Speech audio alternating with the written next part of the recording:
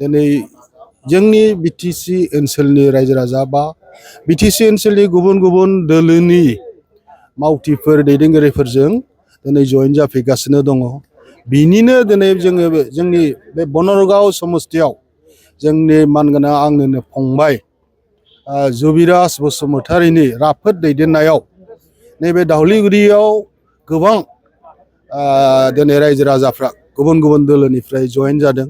खुब मोजां बेयो जोंनि थाखाय लक्षन आरो बे क्रेडिटखौ जोङो हाग्रामा सारजों लोगोसे जुबिराज फंबायनिसिम होनांगोन। बे जोंनि फैबाय थानाय एमएलए इलेक्सनावबो निस्सय गोहोम गोग्लैगोन आरो बे धौखौ जेन' जोङो लांबाय थानो हायो बा लांखागोनबो।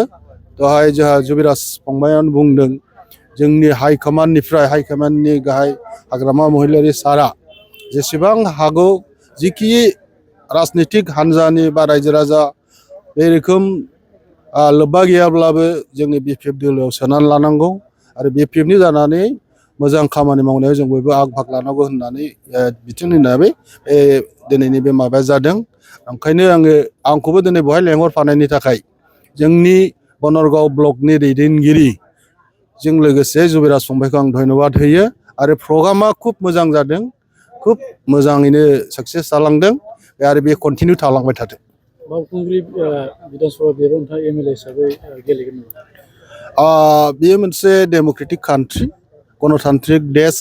बेवहाय जोंनि गांनाय लुबैनाय राजखान्थिनि जों लोब्बा लाफाखानानै गोबां मानसियानो गावनि मोनजानो लुबैनाय मोनै मोना बेखौ उनाव सिन्था खालामगोन, खिन्थु मोननो लुबैनाय हाबिलाया बयहाबो दङ।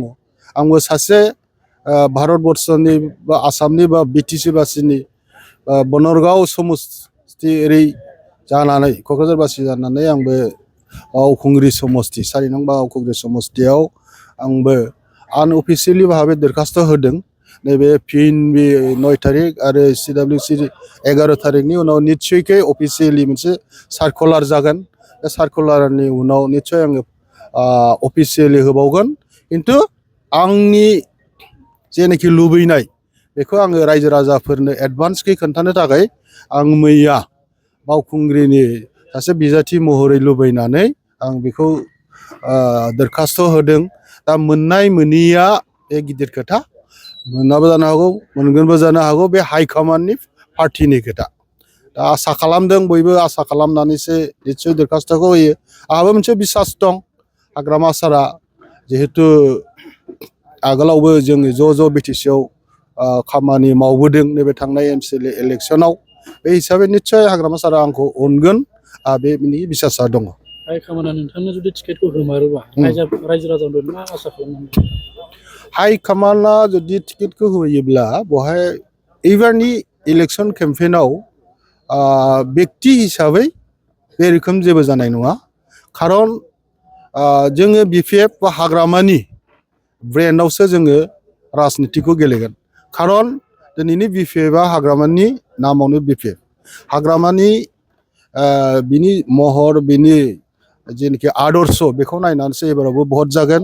नंखायनो बे फैबाय थानाय बे इलेक्सनाव जुदि केन्डिडेट आङो मोनमारोब्ला बेवहाय जोंहा उननि बेलायाव स्टेन्डिं कमिटि दानानै केम्पेइननि बायदिसिना माबा जालांगोन। बे हिसाबै जोंहा बारा गोनो गोथो जानायनि खोथा गैया। आरो नोंथांमोना दिनैनि दिनाव नुबाय जा ट्रेन्डिं सोलिगासिनो दङ।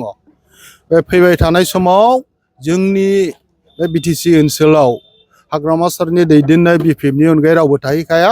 बेवहाय बिपिएफ हान्जायानो एनडिए हिसाबै 15था जेनाखि जोंनि बिटिसि एरियायाव दङ 15थायावबो जोङो देरहाखानो हायो। धन्यबाद।